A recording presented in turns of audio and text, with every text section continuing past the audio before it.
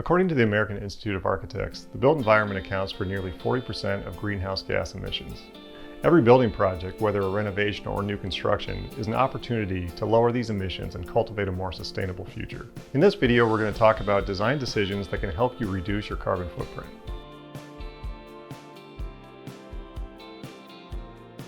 My name is Nick Lindsley, and I'm a principal here at Newman Munson. Over the years, we've helped many clients reduce their environmental impact through material research, energy modeling, and other practices. Often, sustainable design discussions focus on operational carbon, the energy used to power buildings. While reducing operational carbon is vital, it does not capture the full picture. Every component of a building has a carbon footprint, from structural systems to interior finishes. In this video, we will discuss some of the decisions you can make during the design process to reduce your building's carbon footprint.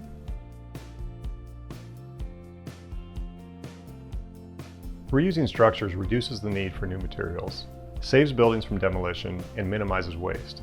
The EPA notes that it takes 65 years for an energy-efficient building to offset the energy lost in demolishing an existing one. This highlights the importance of making environmentally conscious choices from the start.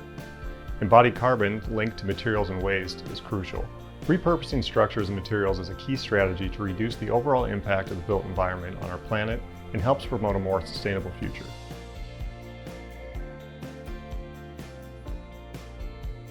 When building reuse isn't an option, analyze carbon-intensive systems and seek ways to minimize their impact. Tools like Tally can aid designers in assessing materials and reducing embodied carbon emissions. Consider using wood, especially mass timber, which is known for its strength and sustainability. Mass timber is composed of glued, nailed, or doweled wood planks and can serve as an alternative to traditional steel and concrete systems. Studies suggest this shift could cut global carbon emissions by 15 to 20%. Keep in mind that the ideal approach varies by project, and your design team may need extra time for material and system research.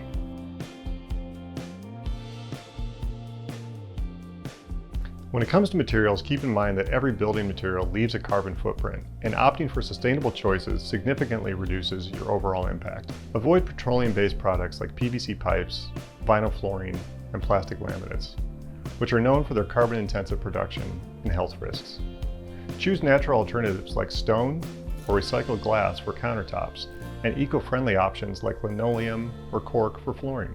Natural materials are not only better for the environment, but also break down more easily after disposal, unlike their petroleum-based counterparts that linger in landfills.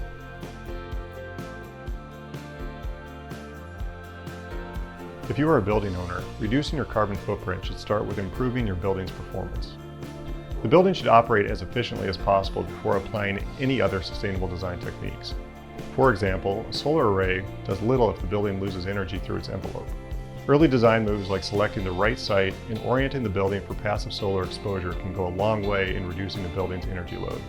Your architect can help you find the ideal placement to improve heat gains in the winter and minimize them in the summer, reducing mechanical system demand.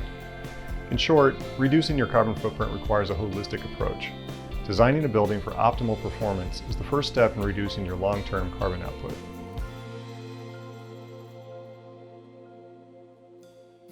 Investing in a high-performance mechanical system is one of the most significant investments you can make for lowering your carbon footprint.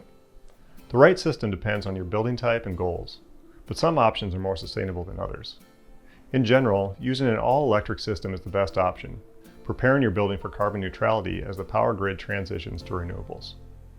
Mechanical systems can be coupled with on-site energy production, like a rooftop photovoltaic array. On-site renewables subtract from a building's energy use intensity, or EUI, the amount of energy used per square foot. Sustainable design extends beyond the building. It should empower occupants to make more environmentally conscious choices, like using sustainable forms of transportation. Locating your building in a walkable area near amenities, bike trails, and public transit options can help lower occupants' individual environmental impacts. In short, a sustainable project starts with the right location. An architect can help you evaluate sites for their sustainable potential with a site selection study. Learn more by clicking the link below to read about the factors that impact a site's sustainability.